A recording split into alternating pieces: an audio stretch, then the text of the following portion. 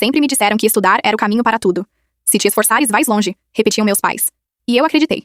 Desde pequena sempre fui aquela aluna que tirava boas notas, que não faltava, que fazia os trabalhos antes do prazo. Mas por trás de cada 10, havia noites em claro, crises de ansiedade e uma vontade enorme de simplesmente desaparecer por uns dias. Eu não estudava por paixão. Estudava por medo de decepcionar. O ensino médio foi o auge dessa pressão. Eu acordava às 6, estudava até tarde e quase não via meus amigos.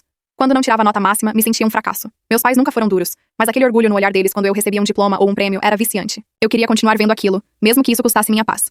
No último ano, as coisas começaram a desmoronar. As provas do vestibular se aproximavam, e a escola parecia um campo de batalha. Uns competiam entre si, outros fingiam não ligar, mas eu sabia que todo mundo estava sufocado. Foi nessa época que conheci o Daniel.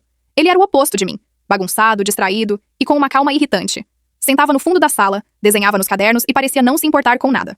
Um dia, ele me viu chorando na biblioteca depois de errar uma questão num simulado. Sentou ao meu lado e disse: "Sabes, às vezes a gente precisa parar de tentar ser perfeito para começar a viver de verdade." Eu ri, meio sem graça, e respondi que ele não entendia. Mas a verdade é que aquelas palavras ficaram na minha cabeça por dias. Com o tempo, começamos a conversar mais. Ele me contava sobre o sonho de ser artista, sobre como odiava a ideia de viver para agradar os outros. Eu, pela primeira vez, comecei a olhar para mim com mais sinceridade. Será que eu realmente sabia o que queria? Ou só estava tentando seguir um roteiro que nem era meu? Aos poucos comecei a perceber que talvez a vida fosse mais sobre descobrir o que te move do que sobre cumprir expectativas. As semanas foram passando e, sem perceber, comecei a mudar. Tirei um fim de semana inteiro para descansar, algo que eu nunca fazia. Fui a um show com meus colegas, deixei de estudar um dia para ver o pôr do sol. E por incrível que pareça, minhas notas não caíram. Pelo contrário, melhoraram. Acho que quando a mente respira, o corpo acompanha. Passei a rir mais, a dormir melhor e a sentir que pela primeira vez, eu estava vivendo o presente. Até meus professores notaram a diferença. Um deles chegou a dizer: "Finalmente estás a brilhar sem esforço." No dia do exame final, Daniel me desejou sorte e disse: "Não importa o resultado, o que importa é que tu te lembres de quem és." Saí da prova com uma sensação estranha, de leveza. Pela primeira vez não senti medo do que viria depois. E quando o resultado saiu, eu tinha passado.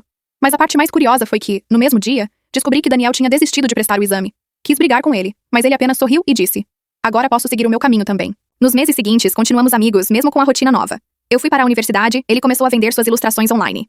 Às vezes nos encontrávamos para conversar sobre a vida e rir das preocupações que antes pareciam gigantes. Ele me mostrou o primeiro livro que ilustrou, e eu contei sobre os projetos que estava criando na faculdade.